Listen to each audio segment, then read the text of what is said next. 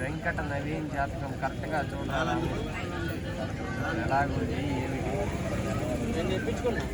ఇప్పుడు 3 సంవత్సరాలు తెప్పించుకుంటాను. ఏం అబద్ధం వాసన కొట్టింది నీ దగ్గర. అబద్ధం వాసన కొట్టి వీడియో చూపించమంటవా? నేను తెప్పించుకున్న వీడియో చూపించమంటవా?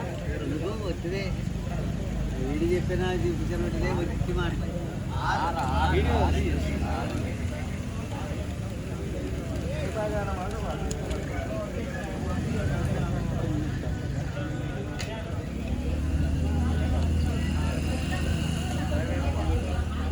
పద్మావతి. ఇది ఏం పేరన్నా?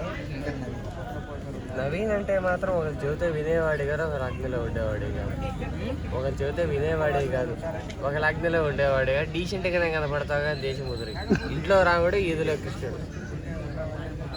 ఈ సందేహాలు ఎక్కువ. ఏ పనిలో అయినా కూడా అవుతుందా కాదా, అవుతుందా కాదా అని సందేహం లేకుండా నీకు దాంట్లో విజయం కలిగింది. ప్రయాణాలు వెళ్ళడానికి కోరిక ఎక్కువ, కానీ ఏం చేయలేకుండా ఒంటరిగా మిగిలిపోతావు ఎక్కువ కాదు.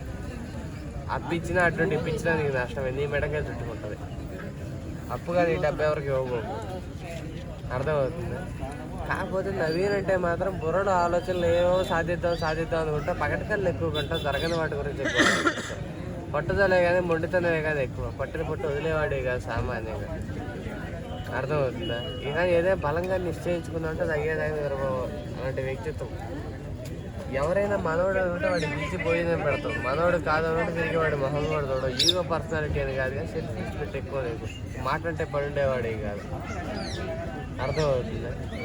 మనిషి ఎక్కడే ఉంటాం, మనసు ఎక్కడ ఉంటుంది. అది పోతే ఇది పోతే అది ఏదో ఒకటి ఆలోచిస్తూనే ఉంటాం. క్షణం తీరిగి ఉంటే డబ్బిడాగా ఉంటుంది. ఎంతకాలం బతికినా కూడా ఒకప్పుడు ఇంట్లో వాళ్ళు కూడా నువ్వు అబద్ధాలు చెప్పినా నమ్మేవాళ్ళు, కానీ ఇప్పుడు నిజం చెప్పినా నమ్మట్లేదు కొద్దిగా.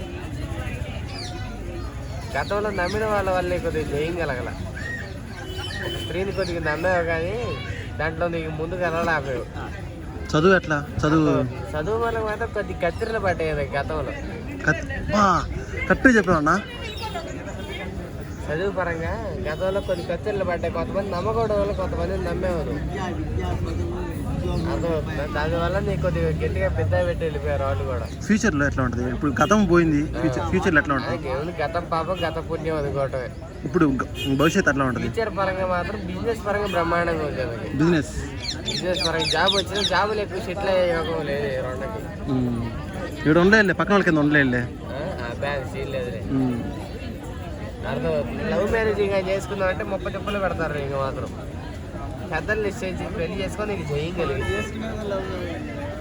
అర్థమవుతుందా? ముందుకు వెళ్తావు లేదు. జయం కలిగే యోగం ఉంది, కానీ స్నేహాన్ని కొద్దిగా తగ్గించు. అతి స్నేహం నీకు పనికిరాదు. అర్థమవుతుంది. అదే అది జాతకం. సందేహాలు అందుంటాయా? చెప్పేది పాప